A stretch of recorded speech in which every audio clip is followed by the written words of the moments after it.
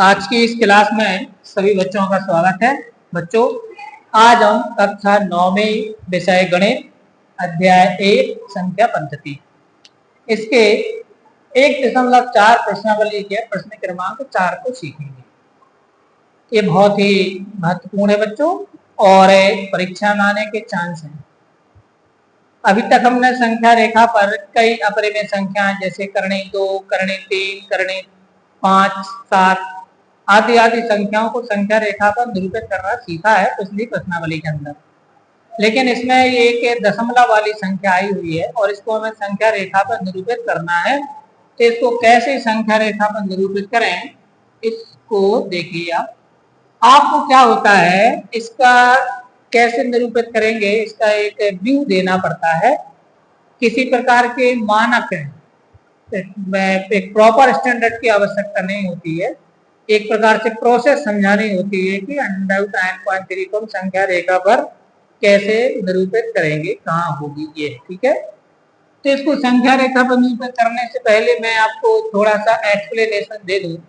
अगर आप अपनी पुस्तक में एनसीईआरटी की पुस्तक में जाएंगे और आपको जो एग्जाम्पल नंबर 14 है उसके नीचे कुछ डिटेल्स दिया हुआ है। उस डिटेल्स में देखो क्या लिखा है।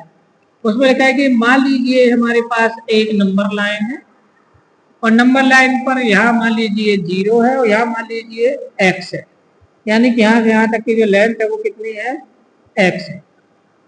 अब यदि मैं यहाँ से 1 इकाई का 1 इकाई दूरी पर एक और पॉइंट ले लूँ, मान लीजिए a है, मान लीजिए b है, और यहाँ से यहाँ तक की दूरी 1 इकाई, तो यहाँ से यहाँ तक की टोटल हो जाएगी x+1 हो जाएगी, x+1 हो जाएगी। तो अगर मैं नंबर लाइन पर x दूरी पर एक पॉइंट लेता हूं, उससे 1 इकाई पर एक और पॉइंट भी लेता हूं, यानी कि O से 0 से B तक की टोटल दूरी x+1 हो जाएगी। अब यदि मैं OA जो 0 और B इसके बीच में अगर मैं इसका मिड पॉइंट ले लेता हूं, मिड पॉइंट बीच का बिंदु, बिल्कुल बीच का, और इस मिड पॉइंट को सेंटर मान के प्रकार के साथ ऐसे अगर मैं एक सेमी सर्कल ड्रॉ करता हूं, सेमी सर्कल ड्रॉ करता हूं, ध्यान देना बच्चों, और इस सेमी सर्कल पर पॉइंट ए से एक नॉर्मल ड्रॉ करता हूं, नॉर्मल। तो जो नॉर्मल की जो लेंथ होती है, मान लीजिए यहाँ पर सी पर काट रहा है तो ए से लेकर सी तक जो होता है वो √x होता है। अगर ये है x, ये एक्सप्लेनेशन ये क्यों होता है, कैसे होता है, इसका पूरा एक्सप्लेनेशन आप लोगों को थ्योरी में दिया हुआ है। क्योंकि यहाँ पर मैं क्वेश्चन ले रहा हूँ इसलिए थ्योरी पर इसकी बात नहीं कर रहा हूँ, लेकिन अगर किसी को प्रॉब्लम होगी तो कमेंट करके बताना, समझा देंगे। तो ये हमारा यहाँ से यहाँ तक की, अगर मैंने यहाँ से यहाँ तक x है और यहाँ पर 1 है तो टोटल x+1 होगा। और जहाँ तक x था उस पॉइंट पर पहले हम OA इसका, इन दोनों के बीच का मिड पॉइंट ले लेते हैं। मिड पॉइंट को सेंटर मानकर एक सेमी सर्कल या अर्धवृत्त खींचते हैं और बिंदु A पर एक लंब खींचते हैं। तो ये लंब इस वृत्त को जहाँ काटेगा, यहाँ से यहाँ तक की लंबाई √x होती है। ये आपको मैंने कंसेप्ट दे दिया। इस कंसेप्ट का जो यूज है वो हमारा इस सवाल में होना है। अब आपको सवाल कैसे करना है परीक्षा में, देखिए। आप √9.3 को संख्या रेखा पर दर्शाइए। तो सबसे पहले अपन क्या करेंगे, एक संख्या रेखा ड्रॉ करेंगे, एक नंबर लाइन ड्रॉ कर लेंगे, ठीक है। एक नंबर लाइन हमने ड्रॉ कर ली। इस नंबर लाइन पे मैंने एक पॉइंट ले लिया ए मान लीजिए यहाँ पर ले लिया मैंने 0 पर एक पॉइंट है ए मान लो यहाँ पर 0 को रिप्रेजेंट कर रहा है, पॉइंट ए 0 को रिप्रेजेंट कर रहा है, पॉइंट ए। अब मैंने यहाँ से मैंने 9.3 डिस्टेंस पर, अब 9.3 कैसे लोगे, प्रकार लेकर के और एक ऐसे इक्वल लगाते जाओगे। एक, फिर यहाँ प्रकार को रखा 2, फिर यहाँ प्रकार को रखा 3, यहाँ रखा 4, 5, 6, 7, और मैं इसको थोड़ा सा बड़ा कर लेता हूँ, 7, 8, 9 इस टाइप से। तो यहाँ से यहाँ तक मान लो 1 हो गया, 2 हो गया, 3 हो गया, 4 हो गया, 5 हो गया, 6 हो गया, 7 हो गया, 8 हो गया, यहाँ पर कितना हो गया, 9। अब यहाँ पर हमारा 10 आएगा तो यहाँ पर 0.3 मतलब इसके और इसके बीच में, यहाँ पर मान लो 10 है, इसके बीच में आपको 10 इक्वल पार्ट करके और तीसरे भाग पर लगा देना है। यहाँ पर यहाँ से यहाँ तक के 10 इक्वल पार्ट करके तीसरे भाग पर। तो ये मान लीजिए यहाँ पर एक पॉइंट है, मान लो 9.3 को दर्शा रहा है, ये वाला पॉइंट है, ये वाला पॉइंट है। तो इसके मैंने क्या नाम दे दिया, इसको मैंने बी नाम दे दिया, पॉइंट बी। तो पॉइंट बी मैं इसको थोड़ा मिटा देता हूँ, ये हमारे काम का नहीं है। तो यहाँ से यहाँ तक की जो दूरी है ए से लेकर बी तक, मान 9.3, आप समझ गए होंगे 9.3। अब मैंने 9.3 से एक इकाई दूरी पर करेक्ट एक, यहाँ से मुझे कितनी इकाई पर दूरी पर लेना है, एक इकाई दूरी पर एक और पॉइंट ले लिया। यहाँ पर ये है 10.3, उसको मैंने क्या नाम दे दिया, सी 10.3 को दर्शा रहा है, सी पॉइंट।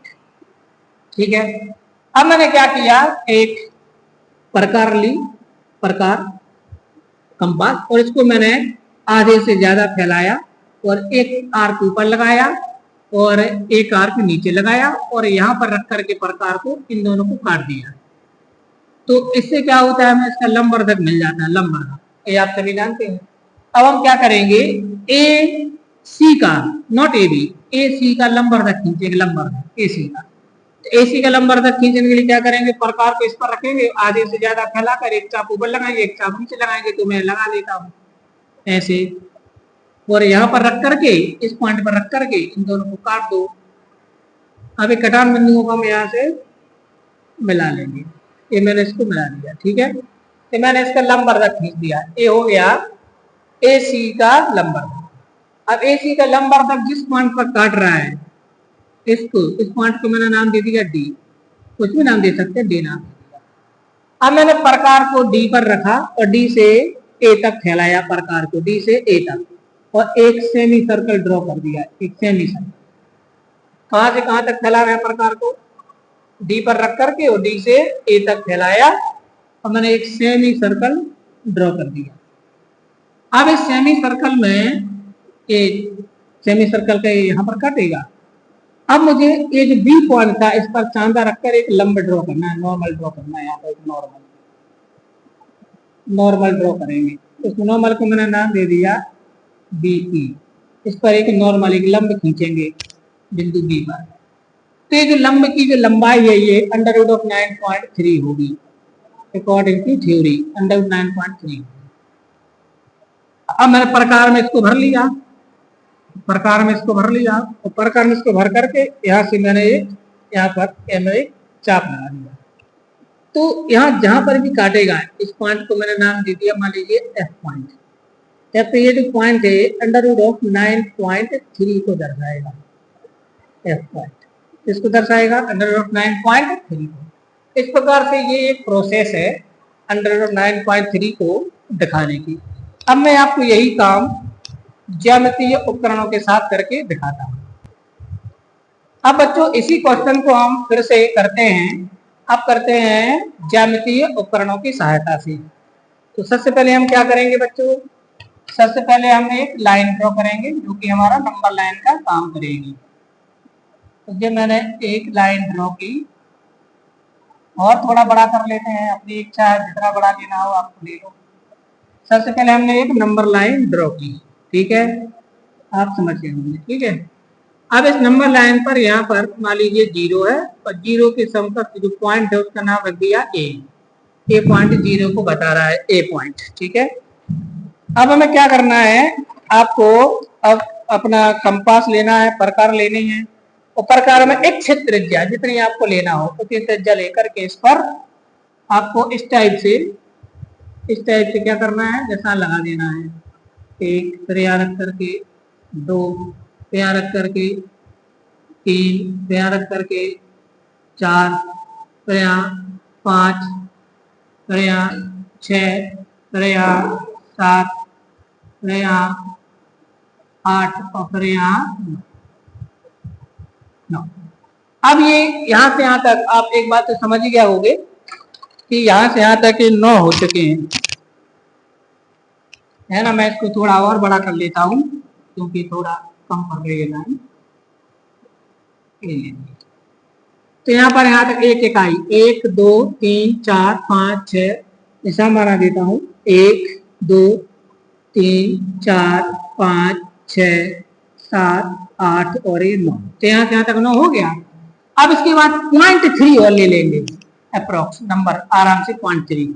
0.3 जैसे 1 है तो 1 तिहाई लगभग कितना हो जाएगा, मैंने यहाँ पर ले लिया, ये है 0.3 लगभग। तो ये जो है यहाँ पर ये 9.3 को दर्शा रहा है, ये जो पॉइंट है 9.3 को दर्शा रहा है, इसको मैंने नाम दे दिया पॉइंट बी।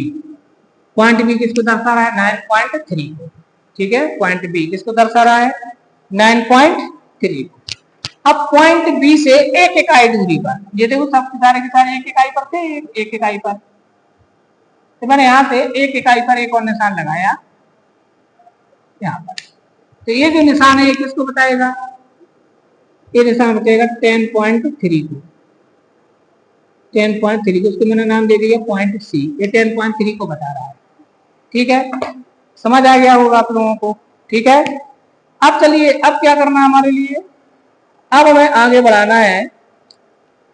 अब हम आगे बढ़ाएंगे अपने सवाल को। जरा मैं अपने कंपास को तैयार कर लूं, क्योंकि अब सब कुछ ड्रॉ करना पड़ेगा उसमें। ये इसमें घुस जाए तो ठीक है, अच्छे से आ जाएगा। हाँ, आ गया। अब हम क्या करते हैं बच्चों, अब जरा ध्यान दें। अब हमें क्या करना है? अब हमें ए और सी का लंबवर्धक खींचना है। तो जैसे मान लो मैंने इसको ऐसे फैलाया, आधे से ज्यादा, इस टाइप से आधे से ज्यादा फैलाया, और एक आर्क मैंने कहाँ लगाया? कहाँ लगाया एक आर्क? ऊपर। और एक आर्क कहाँ लगा दिया? उसी रेडियस का नीचे। अगर चल नहीं रहा तो मैं इसको ऐसे चला देता हूँ। एक यहाँ लग गया, एक आर्क यहाँ लग गया। अब फिर मुझे किस पर रखना है? सी पर। इस पॉइंट पर रख करके इसको मुझे काट देना है। अब सबको खींचना तो बात ही होगा, इसको मैं नहीं, ये, और एक मैं इसको कहाँ ले लेता हूँ? नीचे। चिकना बोर्ड है ना बहुत, तो चलता नहीं है। सही बात। ठीक, तो मैं इसको खींच लेता हूँ थोड़ा। तो ये हमारा ये वाला है और ये हमारा ये वाला है, इसको आगे बढ़ा लेते हैं। तो ऐसे काटेगा। ठीक है, ऐसे यहाँ पर ये हमारा ये वाला है, ये हमारा जो है ये वाला, ये हमारा ये वाला आ गया, और ये हमारा ये वाला आ गया। तो ये दोनों काट रहे हैं, तो कहाँ पर काट रहे हैं? एक पॉइंट पर काट रहे हैं। अब स्केल से क्या करना है? इनको ज्वाइन करना है। ऐसे इसके रखाएंगे बिल्कुल दोनों के सामने, इसको ज्वाइन कर देंगे। बिल्कुल सही करना है, बिल्कुल सही। ठीक है, थोड़ा सा गड़बड़ आएगा लेकिन अब वो चला लेना आप लोग, है ना। यहाँ से हमने इसको ज्वाइन कर दिया, तो इसको बोलते हैं इसका लंबवर्धक। अब नीचे की लाइन चूंकि हमें चाहिए नहीं है, तो मैं इसको डॉटेड डॉटेड बना देता हूँ। ठीक है, ये हम देखो, तो ये जो है ये खिंच गया इसका लंबवर्धक। क्या खिंच गया इसका? ये लंबवर्धक, परपेंडिकुलर बाइसेक्टर खिंच गया। अब ये जहां पर काट रहा है इस पॉइंट को, इसको, इस पॉइंट को मैंने नाम दे दिया, मान लीजिए कौन सा पॉइंट हो गया? डी पॉइंट हो गया, डी। अब डी को मुझे सेंटर लेना है, डी को सेंटर लेना है, और इसको सेंटर मान के मुझे यहाँ से ओ तक फैलाना है और एक सेमी सर्कल बनाना है। ठीक है, तो आप देख लो मैं कैसे बनाता हूँ।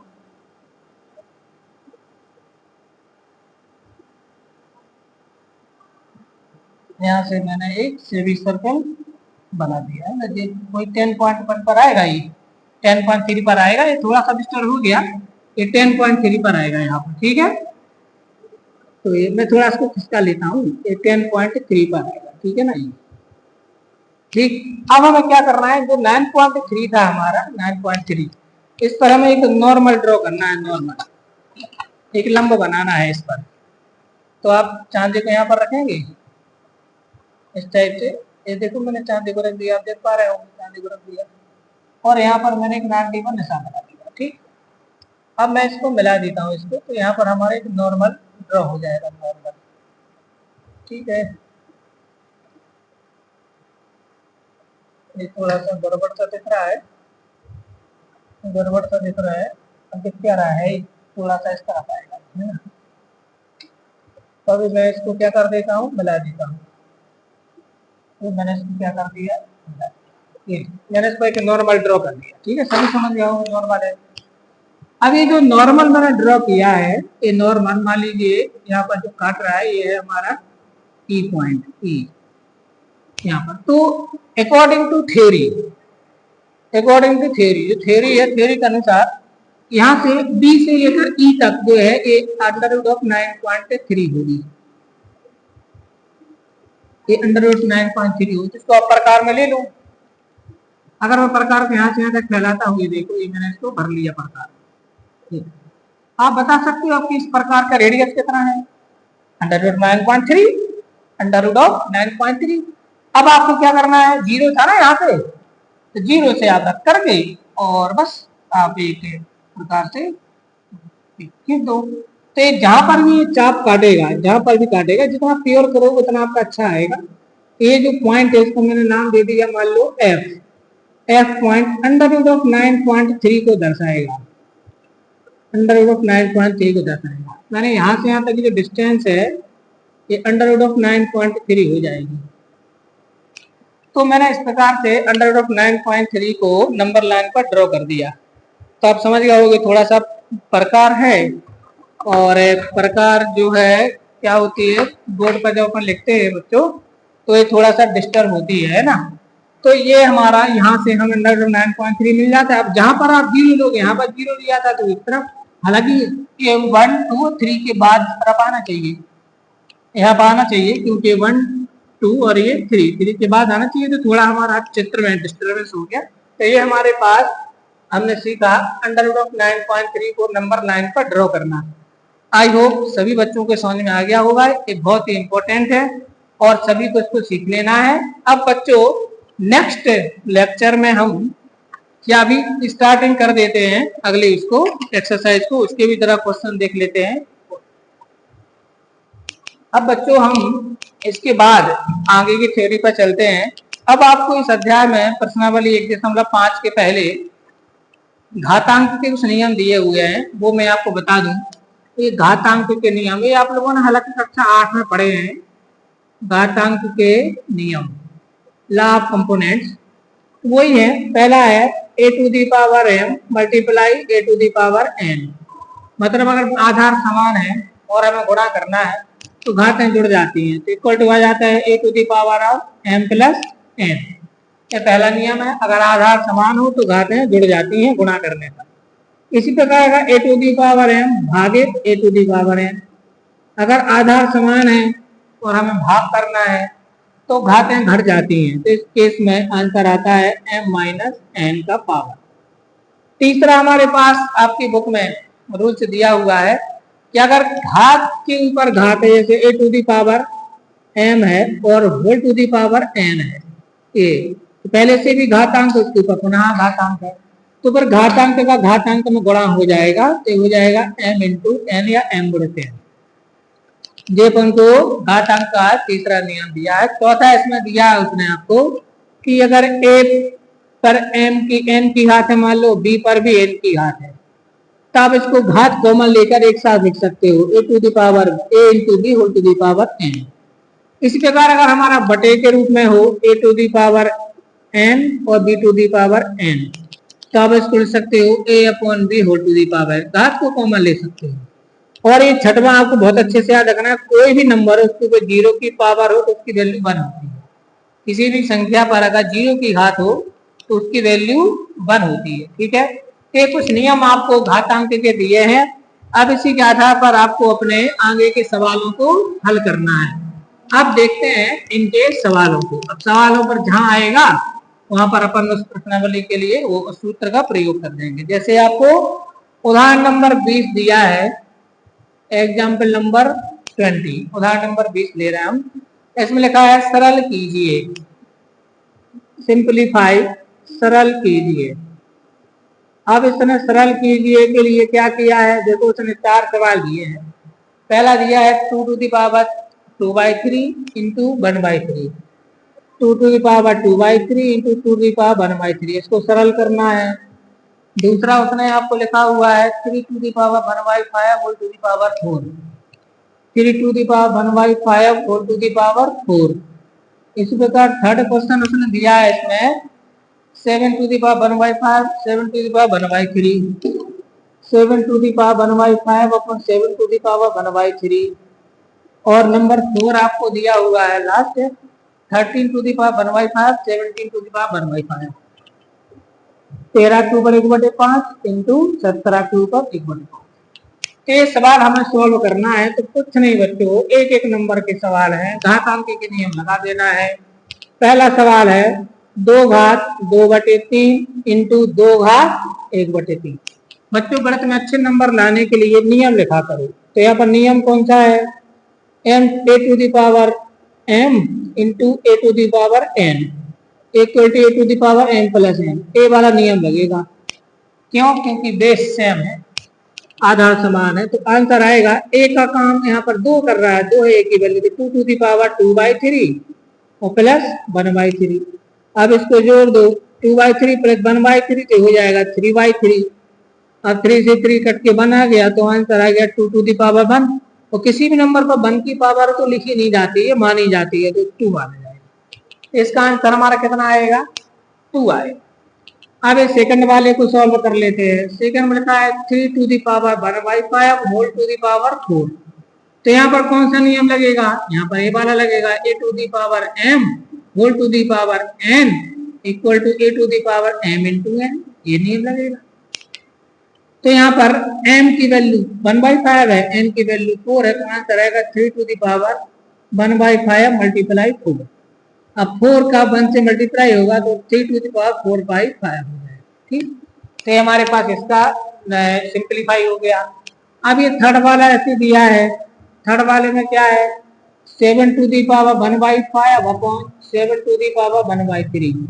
कौन सा लगेगा नियम, ये लगेगा a to the power m upon a to the power n, बटे वाला, बटे मतलब ए आधा भाग वाला है, a to the power m minus n, ए वाला लगेगा।